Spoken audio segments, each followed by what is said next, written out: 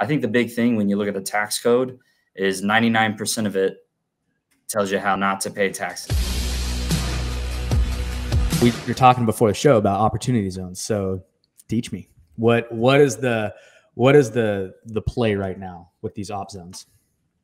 Yeah, so opportunity zones, they came about fairly recently, and it was brought about because there's in every major city you're going to have parts of that city that are kind of run down.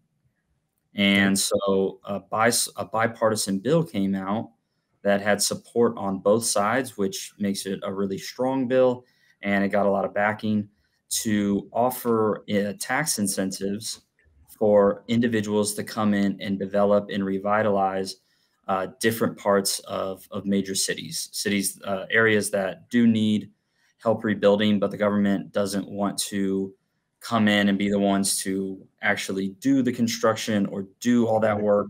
They effectively just offer the tax incentives so that other individuals will do that. And so I think the big thing when you look at the tax code is 99% of it tells you how not to pay taxes. Yeah, definitely. Very little of it tells you how to pay taxes. There's this big chunk that tells you how not to. And so when you understand that tax code and that system, it's there and it provides incentives. And so the government incentivizes, real estate, energy, other things like that. And so when you follow those, you get rewarded.